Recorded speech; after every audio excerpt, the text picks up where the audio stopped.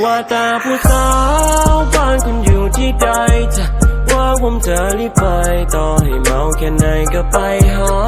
ว่าแต่ผู้สา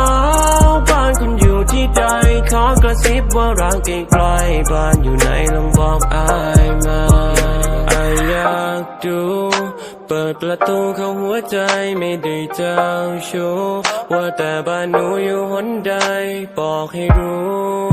เมื่อไรที่หนูต้องการอายโทรมาได้เสมอเมื่อหนูน่ะต้องการและจะให้ทำยังไง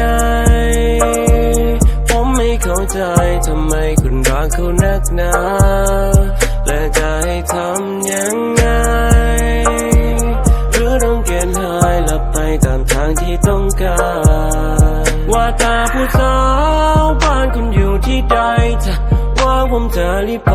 ต่อให้เมาแค่ไหนก็ไปหาว่าแต่ผู้สาวบ้านคุณอยู่ที่ใดขอกระซิบว่ารักใกล้ๆบ้านอยู่ไหนลองบอกอายมาโอ้ว่าน้องสาวเจ้านั้นชื่ออะไรอายบ่ฮู้จะอยากจะได้ฮืออีน้องจะเข้ามาลองหาโอ้ว่าน้องสา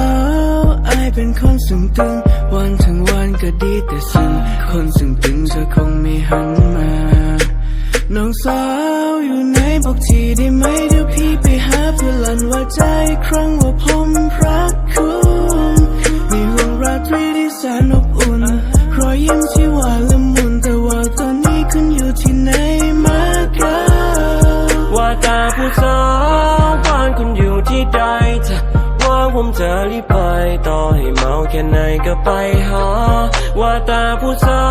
วบ้านคุณอยู่ที่ใดขอกระซิบว่ารักใกล้ๆบ้านอยู่ไหนลองบอกอายมาว่าแต่ผู้สาวบ้านคุณอยู่ที่ใดจะว่าผมจะรีบไปต่อให้ไกลแค่ไหนก็ไปหาว่าแต่ผู้สาวบ้านคุณอยู่ที่ใดขอกระซิบว่ารักใกล้ๆบ้านอยู่ไหนลองบอกอายมา